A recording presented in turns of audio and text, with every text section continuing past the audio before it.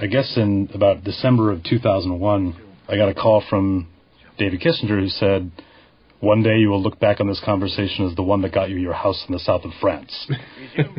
Which, by the way, hasn't happened yet, so I'm going to call my agent when we're done with this. But basically he said that they had been in development on a remake of Battlestar Galactica, which at the time was a continuation that they were doing with the team of Tom DeSanto and Bryan Singer for the Fox network as a 2-hour pilot, backdoor pilot.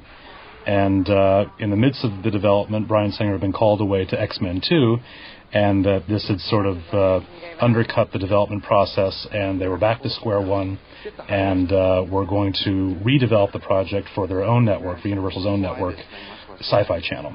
So David asked me if I was interested in pursuing it. I said yes, but only if I could start all over and not use any of the existing material, not use the existing script that had been developed. And he said fine. And at that point, I called Ron Moore, who I'd met while I was at USA Network, and Ron was working, helping us out on a show called G vs. E, and who I suspected, based on his background at Star Trek, might have a hunger or an appetite for approaching sci-fi in a way that perhaps wasn't allowed in that world. And we had a series of meetings, and to my shock, he said he was not only interested, but had a really amazing take on it. And there's been a lot of sort of apocryphal tales about how this incarnation of Battlestar Galactica came into existence, but that is the straight story. You hear people say, or you would see people say on the internet, that, you know, Sci-Fi Channel dictated it certain ways, and they were insistent on this and that, and we absolutely had to destroy the old show. And none of that was true. I mean, it was all the creative decisions in this show, the fundamental ones, were all made by David and I, because this is just kind of the way we wanted to present the tale. I suspect that if we had gone in there and said, we want to pick up the old show, and here's why, they probably would have been open to that conversation. There was really no... As long as that on some aesthetic level we were doing some different stuff, I think the agenda of the network was not so much to make it different from the original Battlestar Galactica as it was make it different from the other space operas that we already had peppering our network, both in first run and in syndicated programming. And they've had their share of Stargates and Farscapes and so forth, and so for them to go back into this arena was something they were only willing to do if they felt like there was a creative approach that was extremely different from what they already had.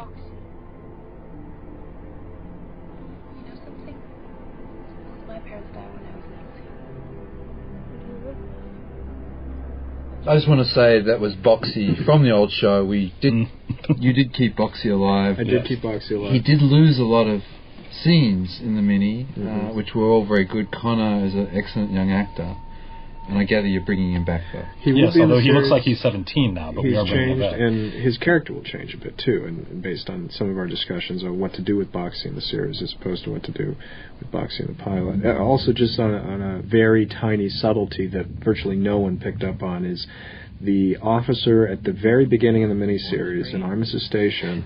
He's at that table. They caught that. Did they catch that? People catch that? Somebody caught that. Well, for those of you that don't know, there's a 8x10 glossy color photo on that guy's table of Boxy. He's Boxy's father. Boxy's father was in Armistice Station and died. And that's a very deep secret. Just about the fans, I've been much gratified by, when I do look on one of the boards, notwithstanding all the people who heap bile and vitriol on us, that the people who like the show get every little nuance that normally an audience misses. I mean, you know, all that stuff we put in there, I put in there, quite consciously, they get everything, which is very gratifying and exciting to have an audience that appreciates something on that level. It's interesting to see, too, I mean, there was such a variety of reactions from fans of the original series and how they responded to this reimagining of it. The one that surprised me the most were the people that objected to all the references to the old show. And I had a conversation. I was up in Vancouver recently for the shoot, and I was walking down the street, and there was a comic book store, and I wandered into this comic book store and started looking for some comics, and I struck up a conversation with the guy behind the counter, and we talked about science fiction, and I baited him. I said, so what do you think of the new Battlestar? And this woman next to him at the counter said, oh, I really liked it, but man, I wish they had never referenced any of the old show. I said, what? Really?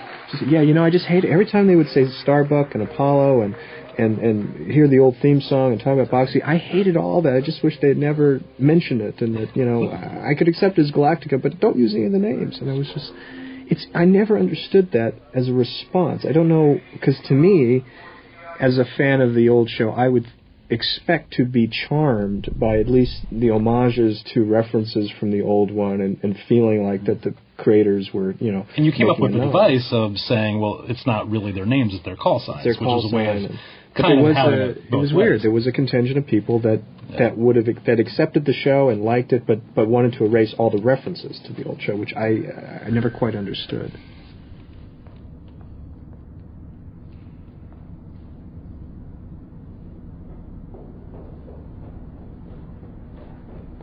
All right, and before we go on, this is one I must take responsibility for. I hate this sequence. I hate this scene. Not because of no, not the scene, not the actors. actor. It's greatly shot. It's brilliant. Jamie, Mary, everybody. But the dialogue. It's just that when I wrote this sequence, I was trying to be a bit ironic and arch, and, you know, here's how Star Trek would deal with a situation like this. Star Trek would put you in this situation, and then they would techno-babble their way out of it with some double-talk thing about adjusting the flux capacitor to do X and Y. And so I sort of overwrote it intentionally as kind of an in-joke. And then we got deep into the process, and everybody kept saying, but this is a bunch of techno-babble.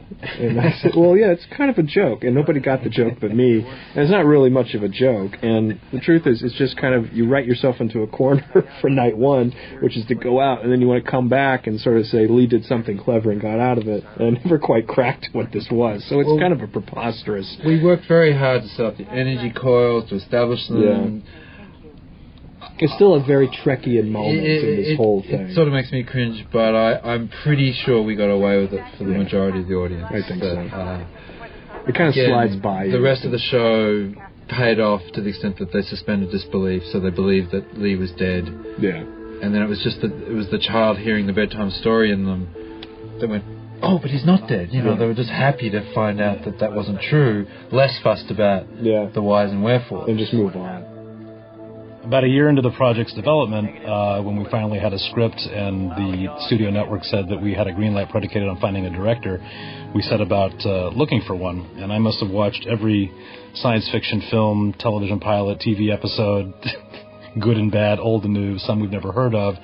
And I kept going back to this film I had seen some years ago called Angel Baby, which is an Australian sort of an independent film about two mentally handicapped lovers. And I loved it because it was so human, and because you were dealing with these people who were sort of caught up in another world, or a world that was only their own, and yet they were in love, and you sort of were with their journey. And that was directed by Michael. And so when we sat down to talk, I'd actually met Michael several years ago about a different project, and so when we sat down to talk about this, again, I think both Ron and I were struck by Michael's reaction to the humanity of it, and not to the effects, and not to the action, and not to... Well, that was the last thing I wanted to do. Which is the last thing you wanted to do. Great, another action blue screen movie, you know, which is so boring to shoot, you know. But the irony is, though, that in selling Michael, so to speak, to the company, we found ourselves pointing out, well, he did Queen of the Damned, because there were these action sequences and visual effects sequences in Queen of the Damned, which is a perfectly good movie, but not the movie that we were looking at as the reason to want him for this. So it's a lesson to you directors out there. You know, take whatever work you get. You never know when it's going to pay off for you down the road. Well, very true. When I finally met Eddie, who signed on mainly because of the script, but before he signed on, he went and checked out some of my work. And he looked at a film called In Too Deep, which was an African-American story about an undercover cop in the hood. So when I met him, he went, "You're not black?" Because he does a lot of ethnically based stories. So that was a payoff right there, that I had helped clinch one of my favourite actors to be in the show, which was a real coup for us to have someone of that gravitas, him in the show. So you never know what is going to lead to what. Mm-hmm. And just one more comment about Angel Baby. People have seen this miniseries, close friends and people whose opinion I really respect, have said they think this is better than that. And I'm surprised because it's so different. It's such a mainstream genre film, but at the same time, it it sort of proves this truism I believe in deeply, which is it all comes down to the screenplay. Angel Baby had a very well-conceived and thoroughly written screenplay, as did this, with great characters, the characters that you cared about, and events and twists that occurred that made you want to keep turning the page. And in your case, you were having come off of Queen of the Damned, as I understand it. You instructed your agent in no uncertain terms to keep you away from anything with visual effects in it. anything. I wanted to do intimate. I wanted two people talking in a room. That's all I was interested in. The first script you get is Battlestar Galactica. Well, I remember there was a lot of resistance from a lot of different avenues when we would send the script out, from actors, directors, art directors. The title? It was the title would put people off, and we would have to say, no, emphasize to your client this is a different thing, it's not what they expect. I mean, the title was a curse and a blessing, I think, all the way through the project. It was a blessing for obvious reasons. It's a franchise, it's a very recognizable name. There's a tremendous name recognition on this project based on a show that was on the air one season in 1978. It's a testament to Universal's marketing might of that time. Yeah, and it's never had a syndication package. It hasn't really been seen by the vast majority of the audience in 20-some-odd years. It's just a word people know. It's a phrase people know. People knew. It was also released as a movie in Sense-Around. That's right. Sense-Around, that's right. That broadened its awareness a lot at that time. But on The Curse, there was baggage that came along with it. That people didn't. You would send the script out to actors, and their agents would just say, "Oh, what are you kidding?" Every time we sent the script to an actor, I would have to get on the phone to the agent and say, "Just ask them to read it. Read the first 20 pages. I know that they're not going to want to, based on what they've done, but." And every time we got interest, it was always sort of in spite of what their expectations were. I really appreciate it. Thank you so very much. Oh, Dr. Baltar, it's a pleasure to meet you. We met at last year's Caprica City Symposium. Oh, yeah, of course. You'll have to forgive me. I'm bad with faces. Oh, no, that's perfectly all right. I'm sure I wouldn't remember me either. Doctor, I need you to serve as my chief scientific consultant and analyst regarding the Cylons and their technology. I'd be honored, Madam President. Lieutenant Valeri, it's a pleasure. At this point, you're loving Baltar in a weird way. You feel for him, you're into him, you like him, you feel kind of bad for this guy who caused the genocide of his entire race. It's such a bizarre place to be. And again, I think Mary brings a reality to this. It's very underplayed, very simple. Okay, what do we do now? Well, there's also the world's ended. There's a slight awkwardness she has about phrases like combat zone and silent, which is great because these are just not. Yeah. She's trying to sound like she says words like this, but she clearly hasn't. Yeah, I mean it's interesting because the character is presumably somebody. She's the Secretary of Education in this world. She's been in the Oval Office in Caprica. She's sat at the side of the president. She has watched the trappings of power and the moving the levers of power at close range. But she never ever thought that she was going to be the one there, so she has something to draw on, but it's not natural to her. You know what? There's a war on. Give me your... It's a treat. I mean, we've all done a lot of different things, a lot of different movies and shows, but to go into something where your two lead roles are both multiple Academy Award nominees, it's kind of a different level. This is Callum Keith Rennie, who's a fantastic actor. Also very lucky to get him to play this sort of more obvious role, and he made it so unobvious.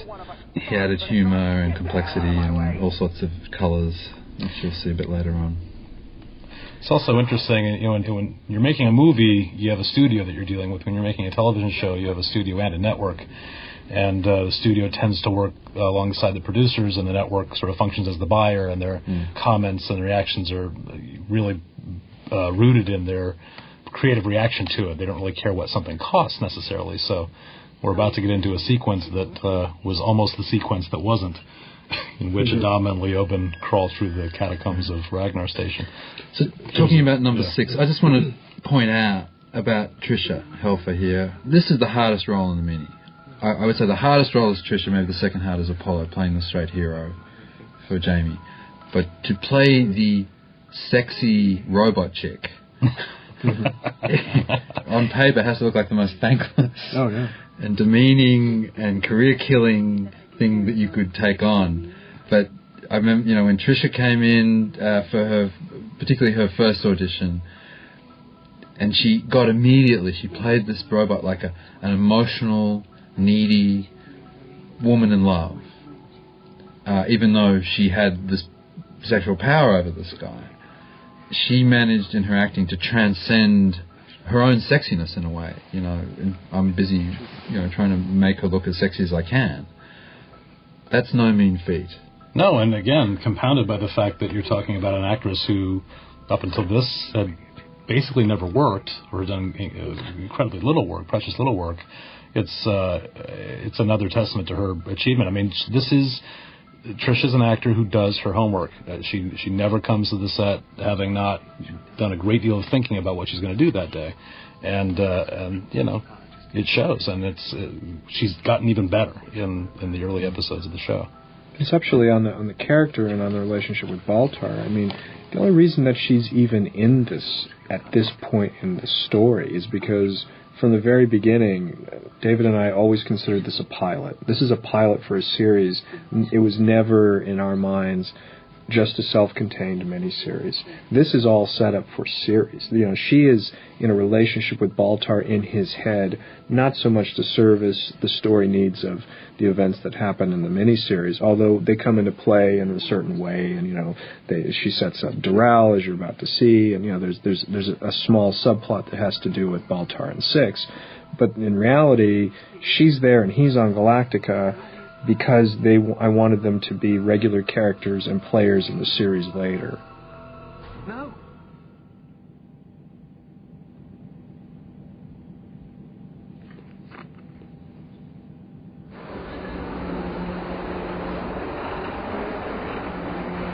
Hey, take it easy, guys. Just slow down.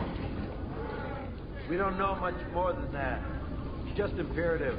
Now, this is a location in Vancouver. There's a great Callum beat coming up. What's in there? Stuff. That's Stuff. This is just the look that he gives. This is a practical location that wasn't cheap to dress and leads to another expensive location. And when we ran into some financial troubles on our production, we changed this to an interrogation scene, in which the director was very grumpy about having to shoot the bomb with the flashing light. Well, there is that. Yes, there's a little beat coming up here that I think the comment after Dailies was, "I've never shot anything so bad in my life." Let's enjoy it for a moment. Be careful with that, all right? Hey, be careful with that.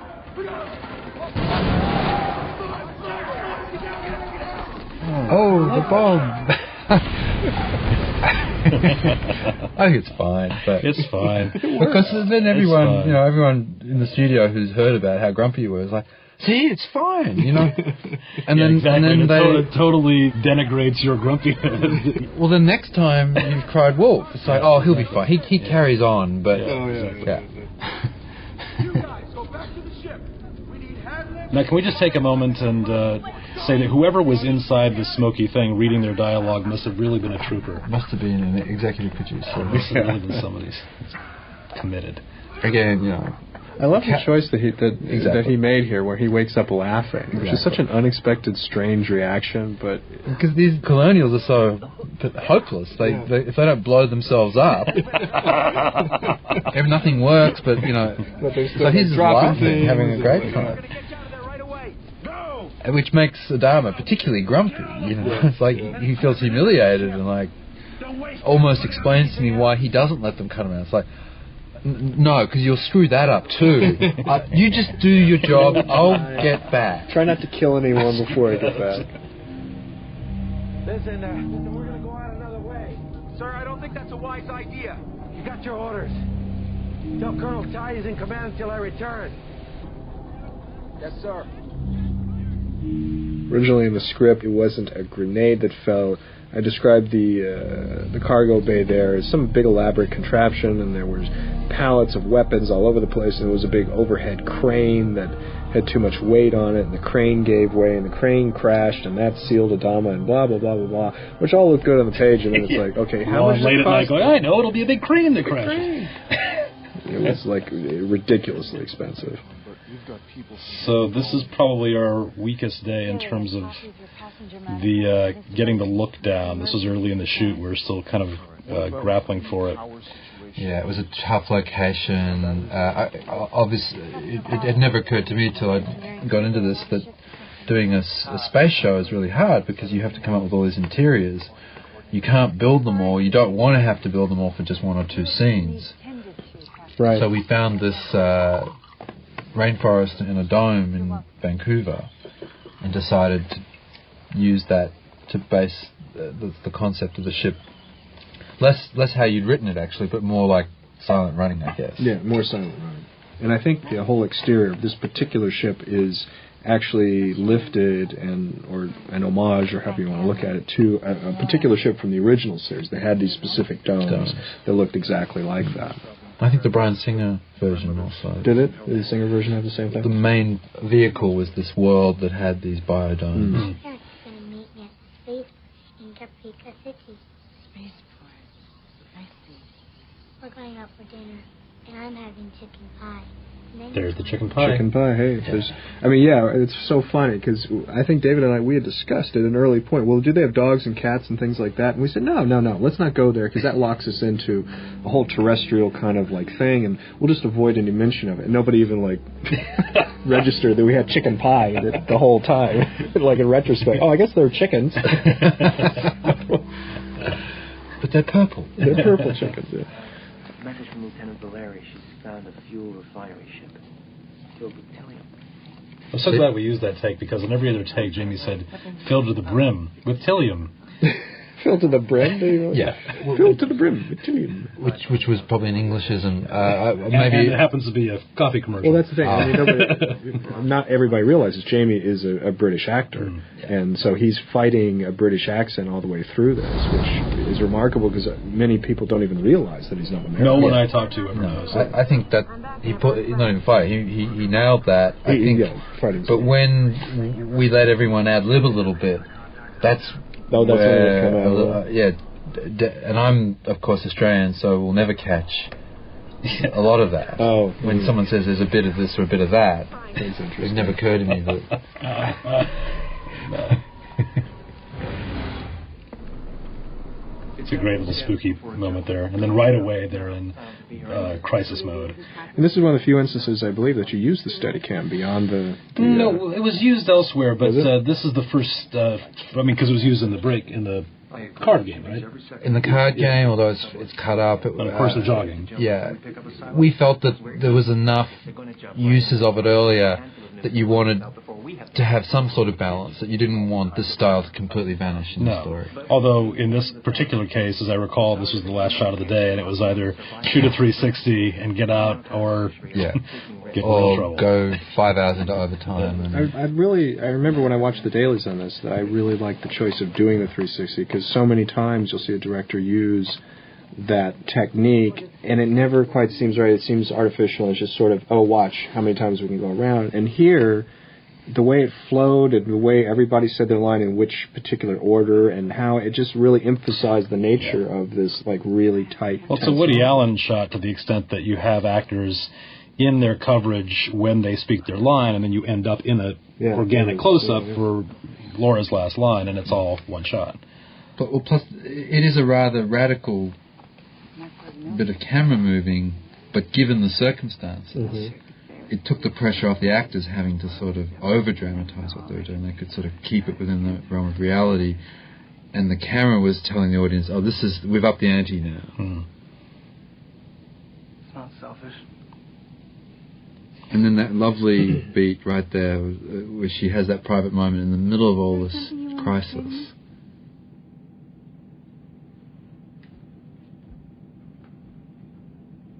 Well, I just thought... It's interesting getting to know Paul, this actor, a little better over the last several weeks and getting the series off the ground. He happens to be a lethally funny mimic and can do entire passages from classic Monty Python. And, you're standing there next to him, listening to him do this, going, I had no idea you were this kind of person. I mean, he's so good at selling this officious... Yeah, and makes fun of himself a lot. But he's quite a funny guy. set.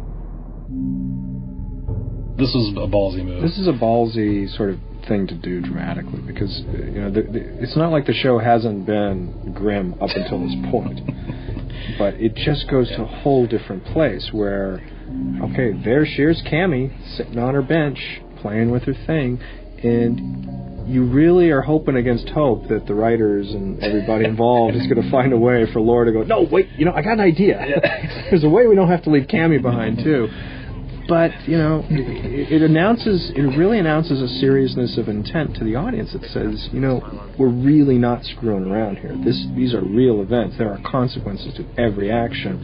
And it's one thing to play a scene where the characters stand around and make the heroic, noble, difficult decision. Oh, we've got to leave all those poor people behind that we've never gone and seen, and aren't we noble because we can make that sacrifice? It's another thing to intercut a scene like this between the characters that you love and the character of this innocent child who is about to be slaughtered due to the decision that they just made. The great thing about Mary here is that, again, she plays not just the despair and the horror of it, but also the utter insecurity. Is this what the president would do? Is this what a president does? And it's really, it's a silent moment, and it's one of her best in the entire miniseries. It's her initiation, or her loss of innocence. And the music here, it's so low key. It's not bum bum ba da da dum dum da da da dum dum, or very maudlin and emotional. No. Richard Gibbs made a great choice to play against that. Yeah. I think the word I use is give me something Kubrickian. Yeah. Which is a new word we've come to use a lot. Yeah. And he did it. He really nailed that. Very Kubrickian. This is what it is. We're not going to make you feel anything. In fact, we're going to let you pull you back from that. Which in a weird way draws you further in. So this scene, which was always in the original script, in which Leoben begins to lead Adama deeper into the guts of Ragnar Station, was, as I was mentioning, out of production necessity, rewritten to be an interrogation scene where Adama takes Leoben back onto the Galactica, basically bolts the door, and we play the ultimate NYPD Blue interrogation scene between Commander Adama and Leoben. And when the network got these revisions, apparently they had never been told that we were in financial trouble and that they were necessary. So understandably, they said, guys, we really always loved the walk through the corridors of Ragnar Station and don't really understand why we have to now settle for less. And this became quite a standoff between the network and the studio until finally, through a combination of network breakage and the studio approving some overages, we were able to do this as originally conceived. And in retrospect, I have to say I am grateful that the network caused the stink they did, because I do think that it's memorable. It also happens to be shot in probably one of the nastiest, ghastliest places in Vancouver, called Roger's Sugar. Roger's Sugar Mill. You'll never eat sugar again once you've been there. But which probably contributed in some small way to our resistance to doing the scene. By the way, breakage means yes. Where they give you more money. Yeah, where the network break open the piggy bank. I don't know. It means they break budget, where the network contributes money to above and beyond the agreed upon amount. Well, I remember when that was all going down, and I was in Los Angeles and I was working on Carnival. I would get these calls, and I did a pass on the.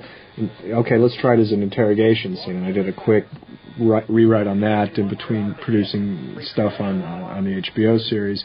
And then there was this one surreal time, I don't know if you remember this, David, where you were on the set, and I think you were on the set at Ragnar with a laptop computer, and I was in my car driving down the 5 freeway from Valencia on my way home after, at 8 o'clock at night or something after a day at work, and I'm like dictating lines to you over my speakerphone on the car, and you're writing on a laptop off of the sugar mill telling me how insufferable and horrible it is, and how you can't believe what I'm breathing right now, and I'm going to die. And you were wearing these surgical masks that you would take off after an hour, and they'd be black around the mouth. And you think to yourself, okay, this is what I'll be breathing in when the surgical mask wears out. So again, I'm fond of this scene, I guess, from the writing point of view, that suddenly we see the civil and military worlds in collision, and there's a power struggle going on, and everyone means well, everyone's trying to do the right thing, but there are prejudices and preconceptions in place that sort of, to me, conjure up a whole bigger world that existed before the destruction of the planet. And this is also emblematic of the deeper approach to, the civilian and the military world that we wanted to create in the series, in the miniseries, as opposed to the original series. Not to knock the original series, but in the original Battlestar Galactica, you have this sort of template of Adama as the all-knowing, all-seeing, wise leader, and whatever civilian government there was, the sort of quorum of 12 guys that wore like elongated togas that sat around a table, they were always idiots. And whatever those guys said we should do, you knew was the wrong choice, because Adama was the smart one and those guys were morons. And you always knew that that was the case. And there was this implied message. Yeah, Ray Milland was in it.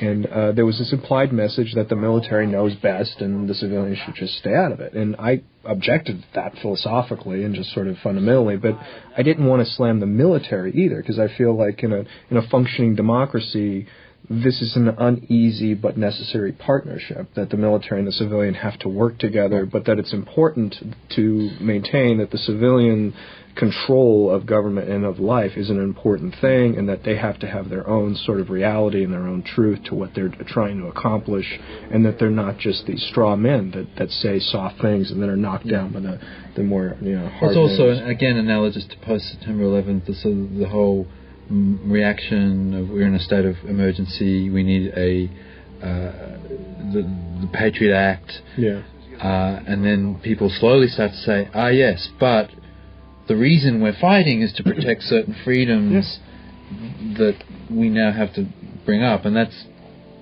really Laura's position. Now, speaking of trying to balance, the humanity with the darkness, this, again, a scene that in a number of cuts, as I recall, had to go because we were looking for, obviously, ways to fit 4 hours into 3 hours and change. And we ended up finding a way to put it back, and I remember feeling very strongly about it myself, because this is their moment. This is a moment to reflect on those who've been able to survive this and can take a breath and grab a hold of each other. And by the way, Connor's reaction, I don't think, was scripted. Now, a word about Richard Hugh-Dolan, who's the sort of unsung hero of a lot of this. He's the production designer. Yes, Michael? I just want to explain why this kiss happens, because there's a scene missing, or half a scene missing earlier in the bathroom where Billy and Duella have a lot more flirtatious where she's interaction. In her bare midriff, But this... it plays for me, and even in this cut, because I agree, like the notion that, after people all that's happened, the end of the world, you see this man that you had a moment of flirtation with, and you just kiss him. It's like... Which was always the intent. It's a very post-9/11 reaction. When, I'm on the phone, I remember... Literally the day after 9/11, 9/12, I was on the phone with a man who was working at the garage where my car was in and being serviced, and I was just calling to sort of check in, when I'm getting my car back, and the guy just started talking to me, just like I was his friend. I'd never even laid eyes on him. He's like, wow, what a thing that's going on, huh? I mean, I was sitting in my home. He started telling me his whole story, what he was doing on 9/11, and we just had this long conversation apropos of nothing. So that we don't leave out Richard, one of the big steps in getting this thing approved was, again, creating an aesthetic and an overall vision that cut against traditional space opera. And this was critical to the network, and I think both Ron and I and then Michael also agreed it was necessary. And Richard had the sort of unenviable task of having to create kind of out of whole cloth a representation of this that was not in any way evocative of what was on the air. Ron and I had an idea originally about this being sort of a submarine, and that Das Boot was kind of the interior model for what we'd be doing. And unfortunately, that didn't go over at the end, and we were forced at the 11th hour to come up with something else that would put it over the top. And I remember flying Richard Hugh-Dolan from Vancouver, where he's from, down to L.A. For a meeting with the network, where basically whatever he was able to present or however he was able to couch it was going to determine our fate. And fortunately, he had some drawings of these sets, which placed in the proper context and with enough color and splash, successfully put it over.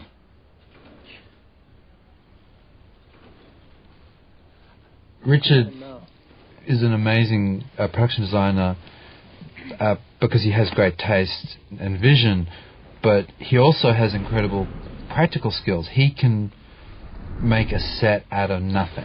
It's a miracle when you walk on to a location and go, oh my God, where did all this come from? And he has a lot of experience getting the job done, which is, it's one thing to have the vision, it's another thing to figure out how to do it.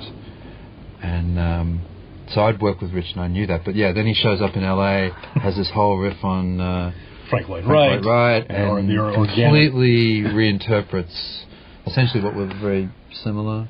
Well, what were artistic renderings of principles that we'd already presented, but I don't think had elaborated on yet. And so by being able to make them into a whole idea, finally got us the green light. While we're talking about Richard, let me mention Joel Ransom, who shot this. I mean, again, Richard and Joel did such an incredible job that it's almost invisible to me. I don't even see the sets and the lighting, but we certainly worked very hard to get the look we had under quite difficult circumstances. Well, this being the most difficult. Before we get to this very famous scene, I agree about Joel, and I really think few of us, until we're doing the big budget Hollywood movies, are going to get a chance to work with Joel again. I think he's probably on his way to the really big time. He's one of the classiest and I think most artistic DPs that certainly that I've ever worked with, and took our direction and did what we said. But really, a lot of what we're looking at here was what Joel wanted to do. Yeah, totally. And also just a very supportive energy on the set, who understood that the main job was to make the actors feel comfortable, and he understood, like Richard, the mechanics of how to get the job done in the time and that we had and the money we had to do it with. Which is, Vittorio Storaro is one of my heroes. We'd still be shooting if he was the cinematographer, because it's a whole different thing when you have unlimited. Oh yeah, absolutely. To make it look like this on the schedule that we were and that we had in front of us, and the limited resources and the tall order of make it look unlike any other sci-fi project on television, that's a difficult tightrope to walk. You're stuck in that body. Doesn't matter. Sooner or later. Now, of course, this is a battle between our hero, Commander Adama, and the man he now knows to be a Cylon, Leoben. And so it's Adama's realization, not just that this man is not who he thought, but that Cylons can now look like human beings. The fight scene, as it were, basically ends around here. Well, originally we went to this location. Our stunt guy came out and said, "Okay, here's what we're going to do." And although he's a very good stunt designer, essentially what he'd built was a very conventional punch-up, TV punch-up. Eddie would have none of it. And we all were not very excited. It was not. And Eddie said, "Hey, why don't I just stay here on the steps and beat the guy to a pulp with my flashlight?"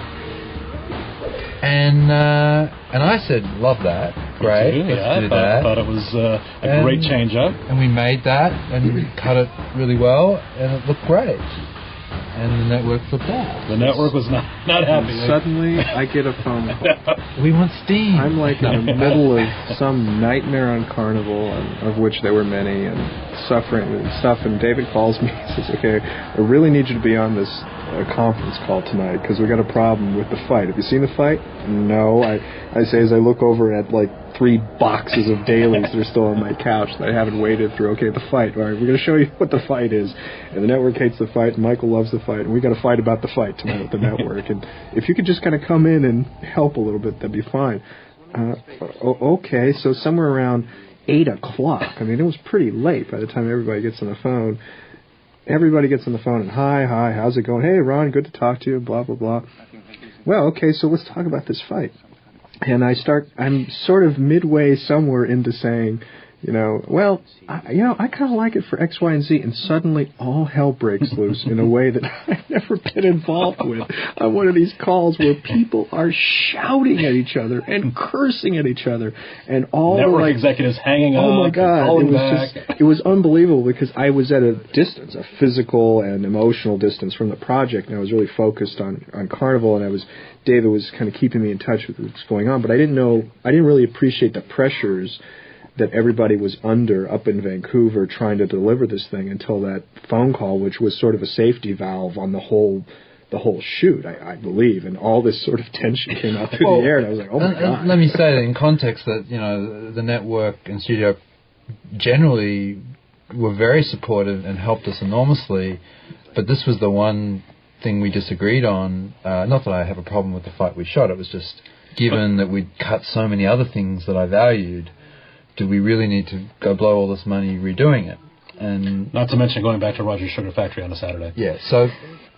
But it all worked. It all worked out. By the end of the conversation, we were all like back on the same page. But it was sort of like, I guess there's some tension up there. In a nifty move, Michael said he would go ahead and go back to Roger's Sugar on Saturday to shoot these pickup shots of heads being thrust into steel. A lot of stuff that I ended up sitting down with Michael and the storyboard artist and designing, hoping beyond hope that Eddie would agree to do it. And Michael said he'd do it, but only if one of the network executives agreed to fly down and be there on the set while we shot it. So as if it wasn't awkward enough that we'd all had this knockdown drag out, now we're all together on a Saturday drinking coffee. Hi, how you doing?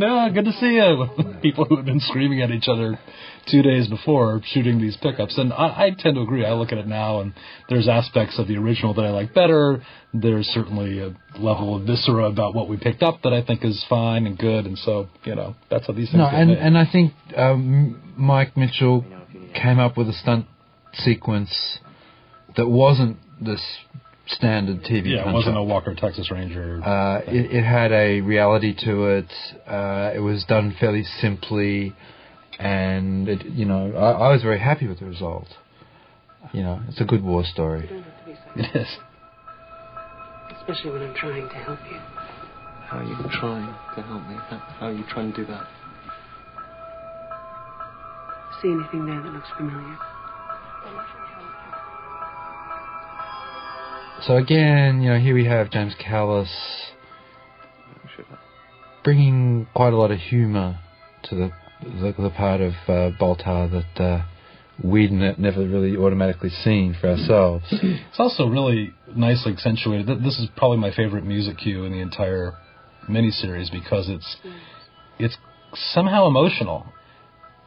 This is sort of Baltar's becoming. This is a big transition for him, and in a way, it's a farewell to whatever strands of self he might have had before all this began. And I think the music really accentuates that idea. Yeah, this is a theme Richard came up with, which was sexy, ethereal, delicate, not too emotionally manipulative, There's simple. There's a tension to it, too.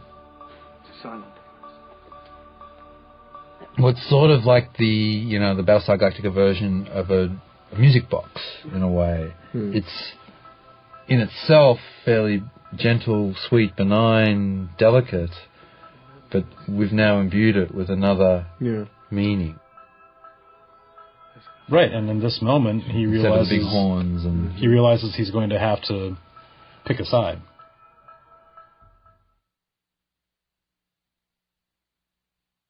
So the funny thing about all this stuff, I never had. Ron was busy, so I actually never really had a lot of opportunity to chat about what all this meant when I was directing it. So I think I gave James quite explicit direction that no, she is a chip in your head. Mm-hmm. You don't know that, but you're a scientist and you think, well, it's quite plausible. And how would hallucinations form like this? And it wasn't until the show was finished cutting, Ron said to me, well, no, I think it's probably that he's having a mental breakdown. And I go, I wish you told me that back when, but it doesn't matter because if he doesn't know, we shouldn't know. We shouldn't know, and that was always key to, and it still is, even going into the series, is that we never answer the question, is she a chip in his head or is he having a psychotic break? And I was careful when I was writing it to never have her say something to Baltar that he couldn't have intuited on his own. Which I realized later, but we never had that discussion. I know. I'm glad that there was never you never actually decided to do something else. Yeah, and I had no idea you told him that. I really didn't. I thought all along he knew exactly what we were intending. I forgot to mention, familiar with their technology because I'm having sex with a Cylon for the last 2 years now. As your Trisha goes into a little British accent. I'm not surprised. Well, again, trying to find, the edges and the depth of this character, this robot woman. We've got to let her become a bit ironic, make fun of Baltar. No, it'll be our little secret. I love the fact that he gives himself over to it in the moment. He lets her reach down his pants. He's sitting in CIC. He just kind of goes there.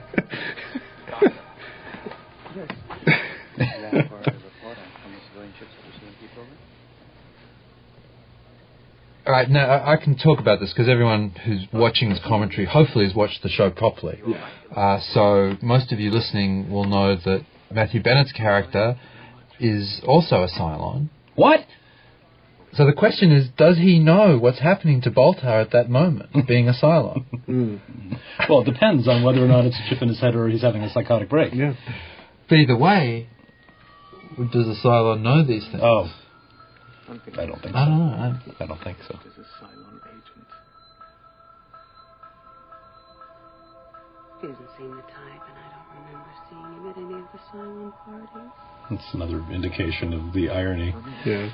So, again, Trisha brought to this a very solid understanding of what it was that she had to do, that what it was her character had to do, and obviously she was directed quite well here as well, but she's informing him, she's spooking him, and she's also making fun of him a little bit. Yeah.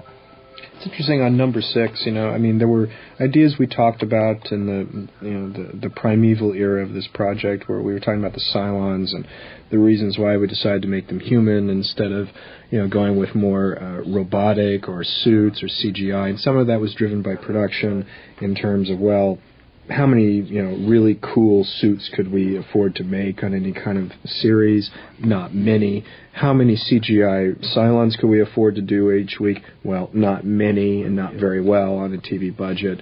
And then you start talking about humans, and then as we talked about making them humans, that became a creative, then, actually that's better because it says something about them as a culture. It says that they evolved to that place, and why do they want to take the human form?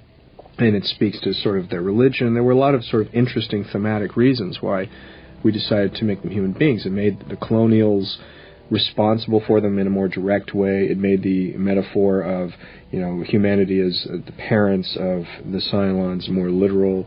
It made the enemy have a literal human face as opposed to just sort of mechanistic, easy to hate kind of, stormtrooper visage. There were a lot of those good reasons, but even as we developed the script and shot it, we didn't really lock into a lot of different aspects of the Cylons and who they were until now we're in the series. Right. And we're starting to realize that a lot of things that we set up in the miniseries that we didn't even realize at the time have greater meaning. The fact that there are 12 Cylon models, which, is something that she says, and she's number 6. Well, why are there only 12? And that's something that we're starting to explore. We're also looking at our own sort of criminal dysfunction of our society where, people develop all sorts of strange justifications and reasonings behind behavior. And, we talked at one point about how, even when you look at religious cults and these ideas about cultural lineage that develop, and even, like the Manson family thinking that they were freeing you by killing you, and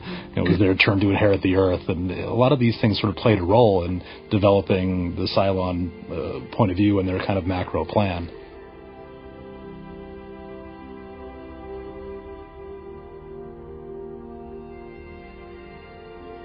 I just want to leap back into the scene here when we were shooting this. You mean the fact that they didn't want to hug?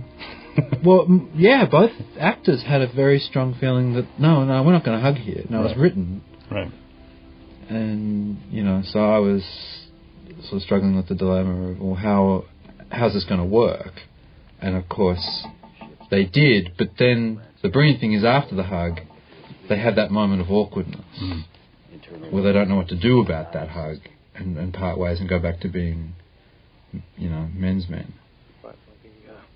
This was a tough scene. I was really looking forward to the moment, this is quite late in the shoot, where the Baltar thread of the story got to meet the Adama thread, and what was going to happen between them, and what was Adama going to make of Baltar. Mm-hmm. As it happened, it was a nightmare to shoot because Eddie and Michael couldn't keep a straight face. I mean, they were cracking up take after take because James was doing nothing. He was really not provoking, but couldn't, he was just so funny. And then there was a beat at the end that they ad-libbed, which was, the Baltar gets up and says, "Right, Captain, I'll get right on it and I'll build you a silent device." And they're looking at each other going, well, if we're in his hands, we're in deep trouble. Which we couldn't use because we had to really believe that they believed him, that he got away with all of this. And that's a delicate line because the audience knows he's covering, and he has to kind of convey that he's covering to the audience, but have enough sincerity that you don't feel like Adama's being played the dope. Exactly. It continues to be a tough line. Yeah. Well, it keeps James honest to the extent that he has to, whatever he does, if an actor like Edward or Michael says, "Well, I'm sorry, I can see that you're not being sincere here," they'll call him on camera on a line, and they would have to adjust. Lee. Zach failed basic flight. This was another one of those audition scenes that everyone had done 100 times, and I know Katie and Jamie were not happy with the result, but I had to assure them that it was because they'd done it 100 times and that it was fine and it was all there. Well, we talked about, how the most positive and creatively successful aspects of this are the ones you don't see, and one of those for me is Katie Sackhoff's performance. She's so good, and so good in the face of all of this criticism and resistance that she knew she was facing, just playing a character of this name. And again, someone who's had some experience, but really for the most part is an unknown, who I'll admit, and I think, Michael, you shared this, that it's not like when she walked in, we all fell down and said they're Starbuck. Katie walked in and we said, she's too pretty and too soft to play Starbuck. Right. And actually, I mean, I don't know how you came around from my end. I was rolling tapes in the master bedroom, kind of frustrated, not sure what to do. And my wife Jenny, who's been with me through the Xena days and through all the casting of Strong Women and even in cartoonish stuff like that, Katie came on, and I think I wasn't even looking, and she looked at me and said, "Are you crazy? She's great. Why are you guys arguing this point? Look at her. She's so." Well, I don't know when I came around. I think it was in her network test where, under great duress, basically she and Jamie were head and shoulders above the other people working, who were all very talented. So it became very easy. And then we had the read through, and we all looked at each other and went, "Boy, did we cast the right person." Yeah. Because, on many levels, Katie is Starbuck. She is as irreverent and fearless and messed up as Starbuck. But she's also a very talented actor, so she created a character that's a lot tougher and more badass than she is as a person. Right. And at this point, I think she just owns the role. I mean, she is Starbuck. Yeah. She is, of all the people on the production, probably second only to me. She took more flack than anybody in terms of the response from people who were, very wedded to the old show and unwilling to sort of give the show a chance. The fact that we had changed Starbuck to a woman was the first big kind of flash that went across the internet that got major kind of reverberations. She's been a lightning rod to abuse. She got a lot of abusive fan letters and phone calls and mail and just sort of reactions. And Katie, it didn't throw her. I mean, I'm sure it was hard, but it never threw her, all the way down the line. And she's great. And now she is Starbuck. I mean, Dirk Benedict is Starbuck of the old, and no one will ever take that away from him. And he created that character. But she is our Starbuck. Mm-hmm. Yeah.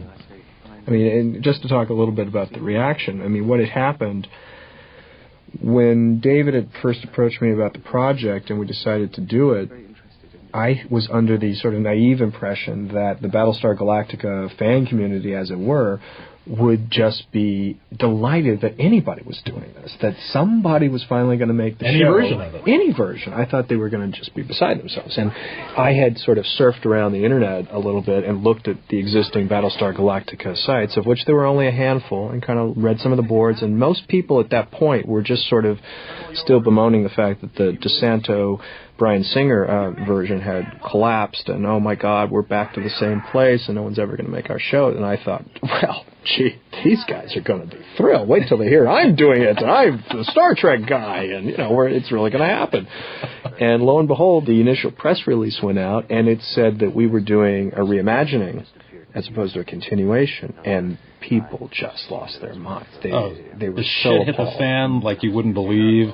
It became total damage control scramble. I was getting phone calls. Ron was getting phone calls. It was pandemonium, and it really culminated in a pretty interesting way. By the time I, as a matter of necessity, had to stop paying attention to all this and start focusing on producing the miniseries, we had our first media day with the cast of the miniseries, and all of us were there, and the press is asking, we're doing the Q&A, we're all on the panel, and one of them asks Eddie what he thinks about the fan reaction. And Eddie says, basically, let me tell you something. To the fans of the original show, Battlestar Galactica, I have one suggestion. Don't watch it. Just don't watch it, because it will only be painful. Turn it off. And I was sitting next to him, and I looked over him, and just beyond Eddie was the president of the network, Bonnie Hammer, who was standing at the podium, and all she could do was smile. And I knew that inwardly she wanted to reach out and grab Eddie and yank him off the stage, but there was no way. And she just stood there with complete aplomb. Bonnie never, she never blanched. Never blanched. And Eddie just went with it. And Eddie hadn't intended this, but if anything made them watch the show. Oh my absolutely. God. As soon as it was over, we all, our time on the stage was done, and we all kind of left. And I was in the bathroom, I think with David. Where Ron and I usually are. Yeah, where we usually are, 9 times out of 10. And I said, one of us said to the other, that's the best publicity we're ever going to get. And it's absolutely true. I had been to a number of those as an executive, and so I knew that typically you've got these members of the press who are all bored to tears. They've been there all day. They're looking for the food tray. They're positively desperate for anything interesting to talk about or to write about. And I've been to a number of these where their boredom is palpable. And I know when Eddie said that, you just saw all of them come alive and, get animated, and they were all laughing and amused by it. And he kept asking him to retract it. They kept giving him, they give him a chance to, are you sure? Yeah, is that really what you don't really say? mean don't watch it, do you? Yes, that's exactly what I mean. Don't watch it. And it's great, because then, sure enough, every story after that started out with, Edward James almost does not want you to watch his show. Yeah, exactly. It was such a great lead that then they all wanted to write the story. It was like the best PR campaign you could have asked for. It really was, because I had tried the opposite tact. I had tried going online and talking to the fans and trying to reach out and saying, we understand you're upset, and try to make various... And they were just having none of it. It just wasn't going anywhere. And Eddie's just kind of like, well, you know what? Don't watch it. Was much more effective. Well, Eddie is very active in the Hispanic community, the LA community, the larger American community. He's always, making appearances and doing stuff for charity, for causes. So he's very engaged in the world. So when suddenly anyone assaults him with abuse and negativity, I mean, he was getting, I don't want to exaggerate, but, I don't know if it was death threats, but very angry hate letters. And he had to do something about that. All that fan reaction just kept going for quite a while. And there was a lot of sort of like wondering how this was all going to turn out. I knew there was a lot of publicity. The controversy was working for us, because it was getting people sort of like, oh, well, what's going on with that Battlestar? Here there's all this like problems and this and that, and the fans hate it. And I just knew, oh, that's great. Publicity's good. Any publicity's good. The nadir of the entire experience was when they tested this.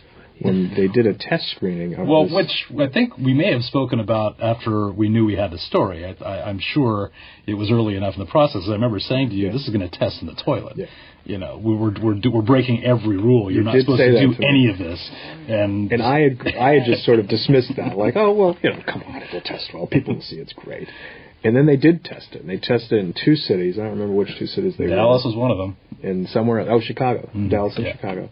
And we knew the test was going on, and they're run by, you know, some outside. They're not run by the studio themselves, right? They're run by some outside firm who conducts them, recruits in concert with the network, actually. And then like weeks went by, and we didn't hear anything. Like no one was talking to us about what happened. And then I get this call from David saying, "Okay, the test results are in. It's really bad." Wait, what? So he's like, "You don't even trust me. You don't even want to read it. They hated everything about it. They hated everybody. There's nothing." And I was like, oh my God. And I never read the full report. Like David eventually sent me just like the executive summary. And it literally said things like, there's no audience identification with this show. There should never be a series. No one will watch this. They hate everything about it. Give up. From that point on, I never lost faith in it, but I was like, man, maybe we see something nobody else does. And then the premiere came. And the night 1 numbers were strong, not stellar, but strong, and we all felt good about it. And I remember everybody calling each other the next day, saying, okay, this is the number, okay, it's good, it's strong, it's not fantastic, it's good, okay, what's the drop-off going to be? Because there's just traditionally, by the boards, night 2 of any miniseries or 2-parter kind of thing, night 2 is always going to be lower than night 1. Okay, well, if it drops off by this much, that's great. And if it drops off by that much, boy, we're in trouble. Well, to be specific, night 1 had done a 3.2, and the network had said, as long as we don't do much worse than a 2.8 in night 2, so that we average out at a 3 rating, I still think we'll be talking about series. Night 2 numbers come in, we're hoping for a 2.8, 3.8. And it was like mind-blowing. It was just, nobody goes up on the second night. It was just startling. So it did tend to, I think, vindicate what we had hoped. It was true. For me personally, that's when I felt true vindication. I felt like, yes, this was right. The decisions we made, the way we decided to go, it's right and it works. Hi. Hi. I'm getting ready to head back to the transport. When the show premiered, we had a premiere party before it was actually broadcast, and they just showed night 1. They showed it at the Directors Guild Theater in Hollywood.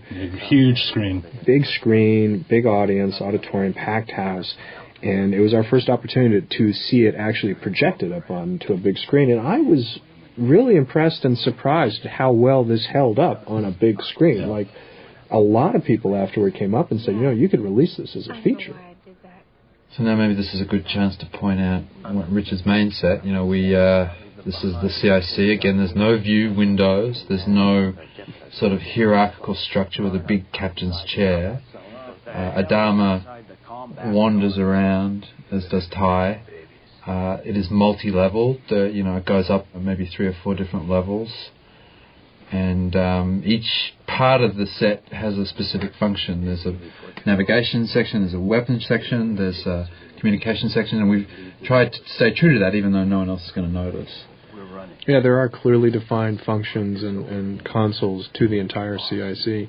I mean, when I approached this and was laying out sets, and again, when I was writing the script, I was thinking about series and pilot and, what would be the standing sets. And I knew that I wanted to break away from the Star Trek model. I mean, when Star Trek, and, I hope nobody takes this wrong, I don't mean to slam Star Trek. I was at Star Trek for 10 years. I loved it. I grew up with it as a kid. I adore the original series.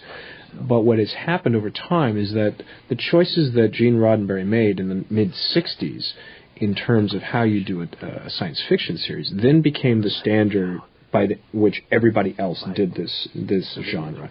Everybody then decided that you have to have a captain's chair, it has to be a bridge, you got to have a big giant view screen, which is a window looking out into space. And that became the template that everybody else felt obligated to follow. And, that's just one way to do it. And they did it well, but real aircraft carriers don't have big windows that people look out of.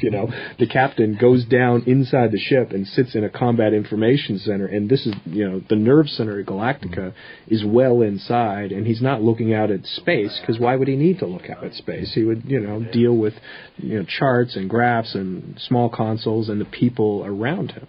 Well, you did a lot of research into aircraft carriers and how they run. I was, and just as a personal interest, I had grown up in my father was a Vietnam War veteran, and I was always interested in the military growing up, and I had been a Navy ROTC midshipman in college for a time, and I was a bit of a military nerd in addition to being a science fiction nerd. So there were many aspects of nerddom I was up on.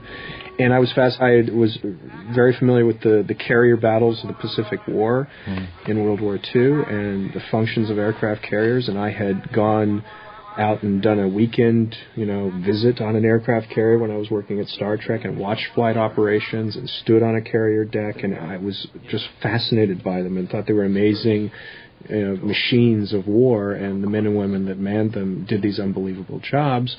And one of the reasons why I wanted to do Galactica was because it was an aircraft carrier in space, and it was a chance to do that sort of template. I guess it was a part of the negotiation with the network to not go too downbeat in terms of things looking too grungy, too tight, too Dust Boat. Well, and they part of wanted a that little scope. Right? Yeah, part of that, again, from their perspective, they were looking at it very practically. They had this show Farscape, which was a much different idea, but which had a very grungy kind of down and dirty quality to its ships. And when you're in the position of programming and trying to offer a broad audience a lot of variety, you look at things like that. You say, well, we don't want to do another interior that has that down and dirty quality, even if the ideas are different or if the context is different. So here we have the first reveal of the base star, which was an idea introduced in the original Battlestar Galactica, and which, again, I believe, was it Richard that designed the new base stars, or Hutzel's Peter Zoek? I can't remember who designed it. Yeah, I remember seeing it for the first time and being struck by this starfish, this very organic looking thing, which I thought was very intriguing and scary. This I don't know who to give credit to. Well, this shot is another. I think Gary's team were just busy making up infinite numbers of spaceships. If it was Richard's team, I apologize. Here, I think coming up here, this shot here, where we travel with the ammunition and then it blows apart. Yeah. Is again, it's sending shrapnel every conceivable direction. Is one of the things that again gives you a point of view into battle that I don't think you've seen quite before. And also, note that when these silent ships explode, they don't just vaporize into fire. If you slow it down, you can see there's parts, there's debris. Right. We told them, well, how does fire actually work in space? What does a fireball actually do? And it, there are things that will ignite, but then they go out rather quickly, and then there's a lot of debris left.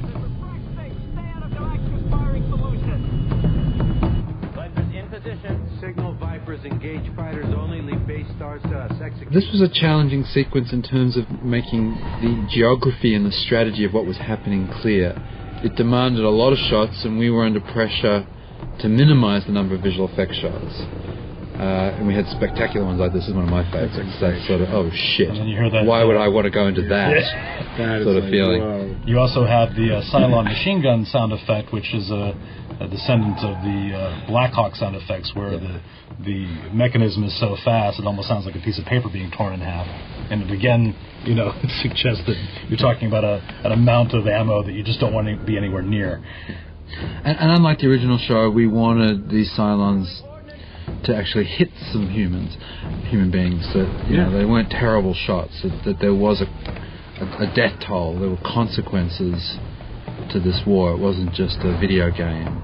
So, there's a number of people that you might not have established as fully blown characters, but people you recognize who you see die over the course of the 4 hours. Well, and Michael, unfortunately, was in the position of having to deal with a lot of the task of cutting visual effects shots without a lot of help. At this point, as Ron's mentioned, he was, we were both involved in post to the extent we could after the director's cut, but Ron was doing Carnival, and at this point I had been recruited back to the studio. I'd been a producer, which is why I was brought in to do this, but now I'd gone back to Universal, where David Kissinger had asked me to return, and Michael was sort of in an editing bay with a vat of effect shots going, okay, which one of these do I remove? And Ron and I sort of conveniently waiting for new cuts to see if we liked what Michael had come up with. So it's a bit unorthodox, only in that in a TV pilot, the director is usually kicked out much sooner. In this case, we needed him, and he was unfortunately more than able. 8 weeks turned into 6 months. Yes, 8 weeks turned into 6 months. Well, just, coming in late in the game and watching the cuts and seeing what Michael and Danny would do in the editing room and play with the structure and play with the moments and extending here and giving emphasis there. I mean, it became this living thing, and it was really just like, leave them alone. They're really making this movie work. And Zoic came up with a system of pre-visualization where Gary and his team would create these stick figures and sort of geometric shapes to show us what the shot would look like, which allowed us to get involved directly at a level that has not been previously normal for sci-fi work. Normally, you put in a slug, so the effects house delivers you the shot, and you go, oh, that's not quite what I had in mind, but to redo it is going to cost $100,000 and take 2 weeks, so you know what, good enough. And it made a lot more work for Zoic, but it was much more gratifying to me to get hands-on and say, okay, well, if I were directing second unit in space, yeah, I would like that shot. Now we have to give Gary Hutzel credit for this line. Yeah. Yeah, Gary came up with, did he write that? He did. Well, I suggested calling it back, right? I told Gary he had to come up with.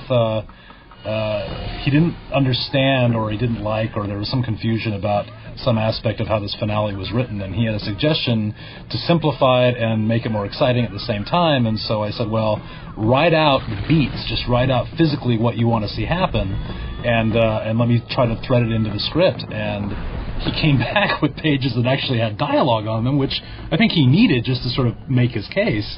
But one of the lines was this callback to sort of jargon between Starbuck and Adama, where bringing the cat. Yeah, nothing but the rain, something bringing the cat, and Gary found a way to tie it into a literal battle reference of your canopy being rained down upon. Yeah, it was a true creative writer's idea. Don't anybody let Gary listen to this. We don't want him to get too big ahead. The hell with Gary.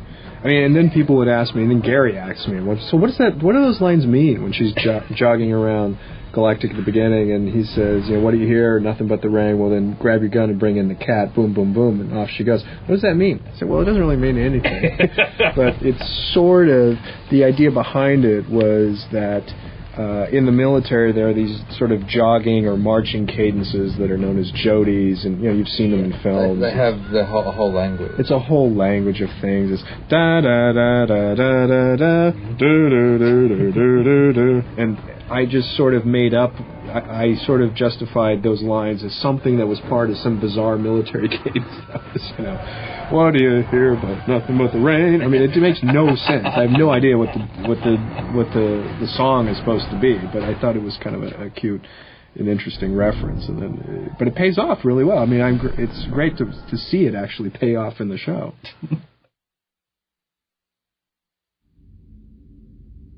Now, as we get into this scene, it bears noting that a couple hours before this was shot, I was called Eddie's trailer. Eddie said...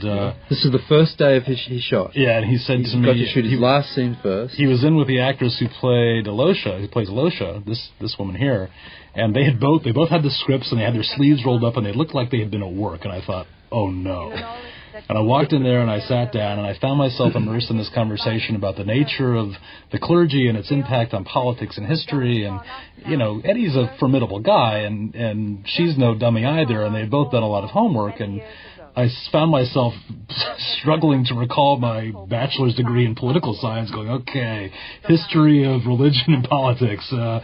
because their conclusion was they wouldn't be in the same room together, or they wouldn't be sharing the same ideas, or that her introducing Adama was inappropriate, and it became this sort of intellectual duel for about 2 hours. And then when we got here on the set, rolled take one, and then what was never in the script was what Eddie's doing right now.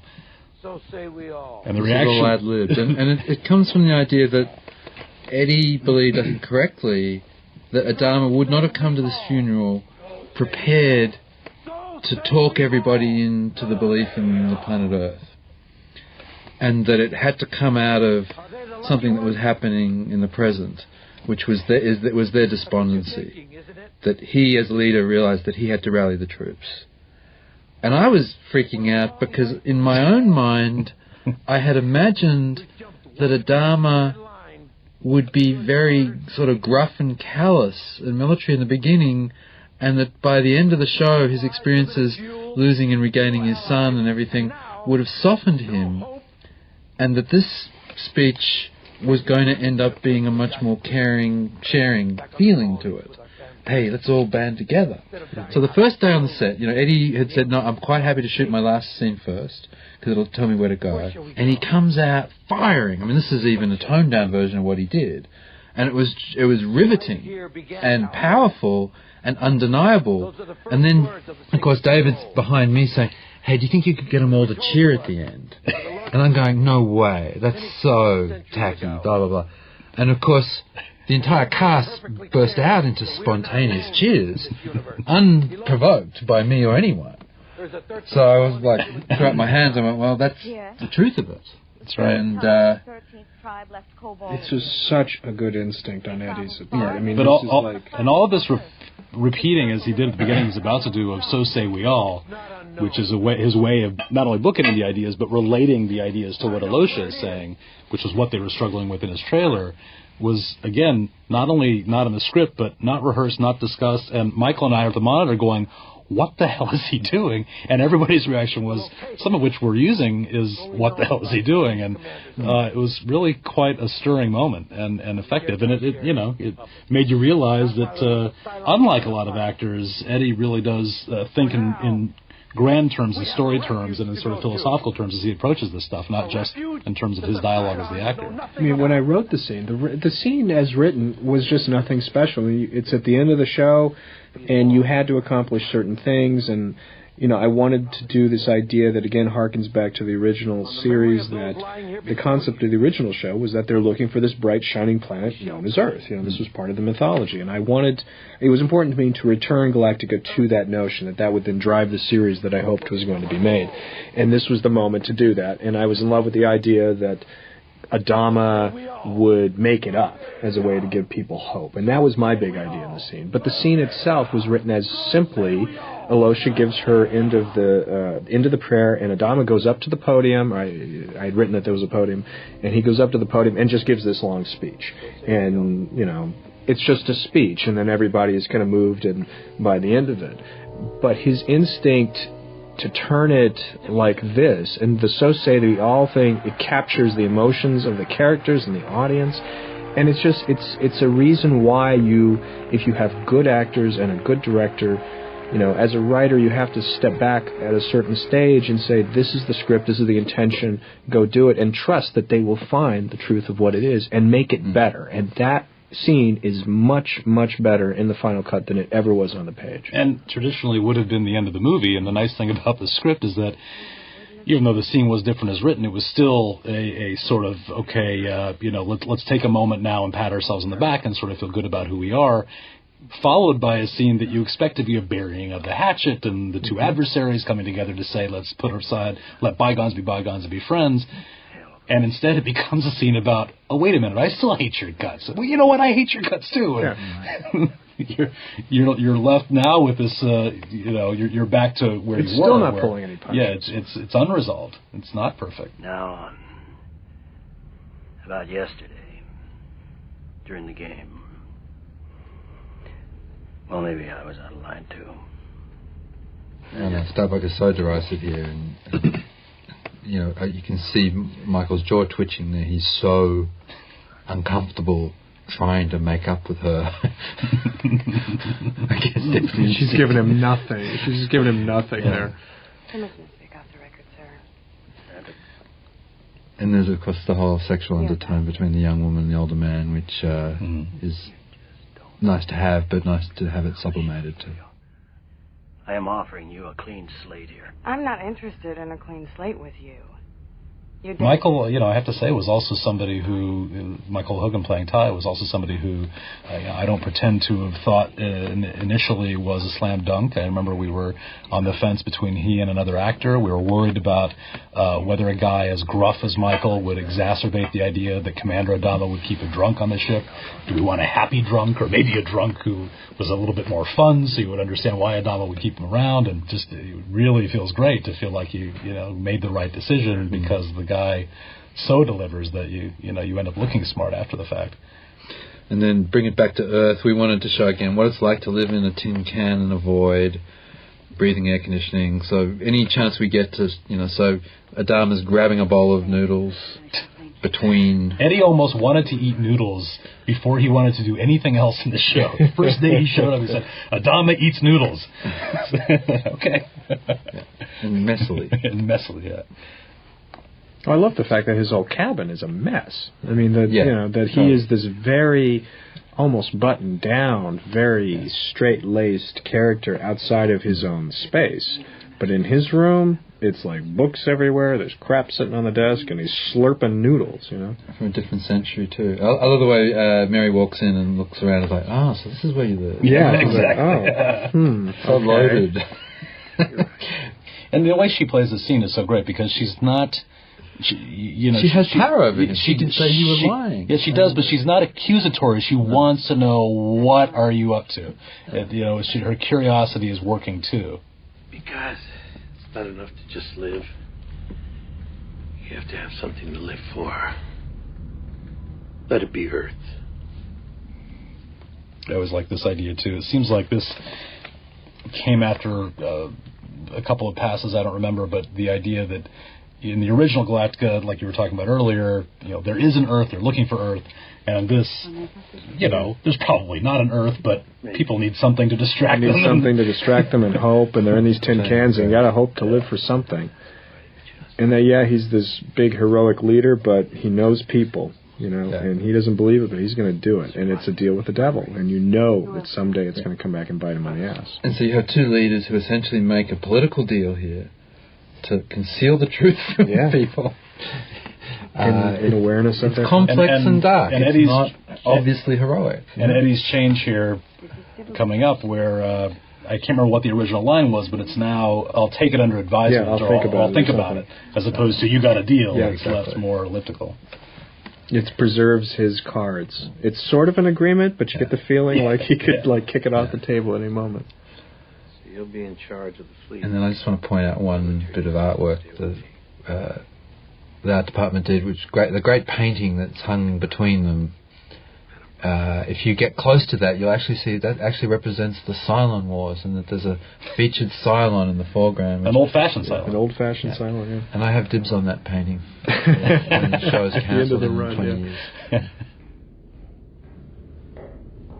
Your escape is a temporary one at best. We will find you. Yeah, you can try. Now here, this is harking back to this conversation I had with Ron much later. Yeah, that's right. I had thought it was very subversive that at the end of the scene, Baltar should leave. And she's still there? She's still there. I know. She's, just subtle, but just this, whoa, how does that work? Well, interestingly, I was so unnerved by it when I saw it the first time that in a brief bit of the direction of episode 2, our new director had the same thing happen. He walked out of frame and she was still there, and I went, no, you can't do that! When I find out, maybe she's actually just a delusion. It totally works. It works in the moment, and it's sometimes you can get too No, it does work. It's subliminal. You don't really notice that that's what's happening. And this, of course, again, we're leaving it with a little bit of a darkness. Throws it away. You just feel like, okay, well, so he solved his alcoholism. And Richard has some fairly gentle music, not what you'd expect on a battleship. You've got a flute going. Mm-hmm. He starts a little bit of an R&B groove going, which is not what you're used to seeing on a spaceship. As we sort of tie up everyone's stories and shows, one of the things about making a doco-like show is not every moment can be incredibly dramatic and heightened. You've got to allow a bit of space for life goes on. I think you had a lot more material like that in the original draft, particularly up the front, that we just... Yeah. And this stuff became the hardest to fight to keep because... This whole sequence, this whole montage. It's not specific to plot. It's not specific to paying off anything dramatically. It's more of an emotional character idea that life goes on. And when you're not big hugs and learning, but gentle... But when you're an hour long, it becomes difficult to just justify Billy talking to other women and Delilah going by and grinning about exactly. it. That's wait a minute, come back. And this little beat with Callie. Another ad lib here. Yeah, nice to be small. And then this bottle is back. I love the fact that the bottle is back. Well, and you don't see him drink. You just see the you just see the moving. I think here's one of our mistakes. The cigar's too big. We all sort of said it later.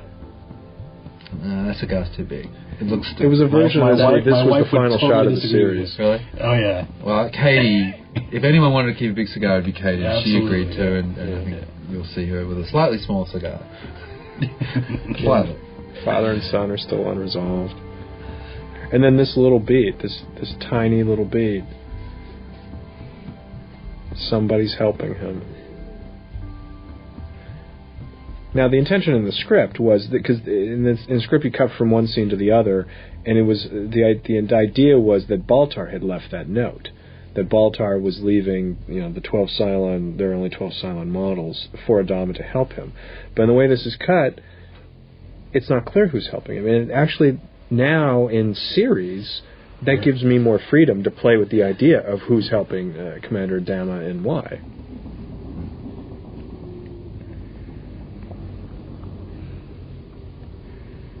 So this shot coming up was probably the most complex shot of the entire shoot, involving a device that's called a motion control machine, which basically is a robot with a camera on it that will repeat the same move over and over and allow you to do multiple passes, so that then the visual effects guys put it together and we can show multiple versions of number 6. And so the multiple passes are comped together so that different images can be included at the same time. But really hard for the actors to figure out. They had no idea what the hell was going on as we were shooting, because of course it was, and they've got an hour in driver time and we're all desperately rushing. And there's this very loud, obnoxious noise going as they're trying to act. There are two ideas in this that are very late in the process. The idea that's coming up, the final reveal of the final Cylon, that it's Sharon, was actually something that David came up with after the first draft or the second draft or something. Yeah, it was another shower idea. The whole script had been written and her entire storyline had been told, and he said, what if Sharon's a Cylon at the very end? And I loved it. And it works. Laura was going to be the Cylon? No, that's another myth being perpetuated. That's a myth. Okay. But that all came up at the very end. Battlestar Galactica. And in some ways, that it works because the whole storyline is not designed to do that with her. Well, I had people, like I did my own little test screens while we were cutting, convinced that it was Laura. Because why else would she say, no, we can't leave these people? It has to be Laura. She's doing such a bad job. She must be undermining this. There can't be any other reason. And the final line of the entire movie, by your command, is a callback to the original series, but it was actually suggested by a friend of mine, Breen Fraser, who was a writer on Roswell, who I had read a draft of the script before the show came out, because it was getting such bad internet. It was getting slammed on the internet so much, and I slipped a copy to Breen and asked him to read it and just give it an honest review and post it someplace, and he put it on Ain't It Cool News and read it and put it on, but he somewhere in there said, And how could you have Battlestar Galactica not have By Your Command? So that's how it ended up in the post. Nice job. Well, thank you all.